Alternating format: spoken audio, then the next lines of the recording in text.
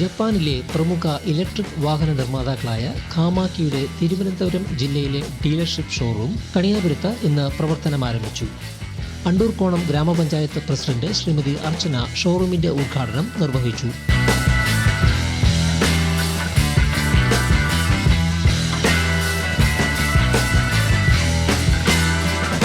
വിവിധങ്ങളായ മോഡലുകൾ അവതരിപ്പിച്ച് കാമാക്കി ഇതിനോടകം ഇലക്ട്രിക് വാഹന വിപണന രംഗത്ത് ശ്രദ്ധ നേടിക്കഴിഞ്ഞിരുന്നു.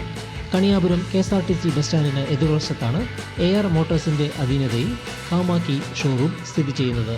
പ്രീ ബുക്കിംഗ് ആരംഭിച്ചു. ബുക്കിംഗിനായി 8547922198 8075028892 എന്നീ നമ്പറുകളിൽ ബന്ധപ്പെടാവുന്നതാണ്. കൊമാക്കി എന്ന ഇലക്ട്രിക് വെഹിക്കിളിൻ്റെ തിരുവനന്തപുരം ജില്ലയുടെ ഡീലർഷിപ്പിൻ്റെ ഔപചാരികമായ ഉദ്ഘാടനമാണ് ഇന്നിവിടെ നടന്നത്. നമ്മുടെ രാജ്യത്തെ ആദ്യത്തെ ഇലക്ട്രിക് വെഹിക്കിളുകളുടെ മാനുഫാക്ചേഴ്സ് ജപ്പാൻ കമ്പനിയായ കൊമാക്കിയാണ്.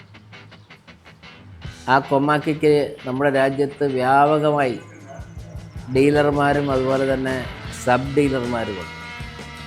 തിരുവനന്തപുരം ജില്ലയിലെ ഡീലർഷിപ്പാണ് ഞാൻ എടുത്തിട്ടുള്ളത്. വിവിധങ്ങളായ മോഡലുകൾ ഏറ്റവും കുറഞ്ഞ ചെലവിൽ പരമാവധി പ്രയോജനം ലഭിക്കുന്ന വാഹനങ്ങളാണ് കൊമാക്കി കമ്പനി പുറത്തിറക്കിയത്. ഇവിടെ നമ്മൾ എടുത്തിട്ടുള്ളതിൽ 70 കിലോമീറ്റർ ഒരു ചാർജ് ലഭിക്കുന്നത് മുതൽ ഒരു ചാർജിൽ 418 കിലോമീറ്റർ ലഭിക്കുന്ന വെഹിക്കിൾ വരെ ഇവിടെ ഉണ്ട്.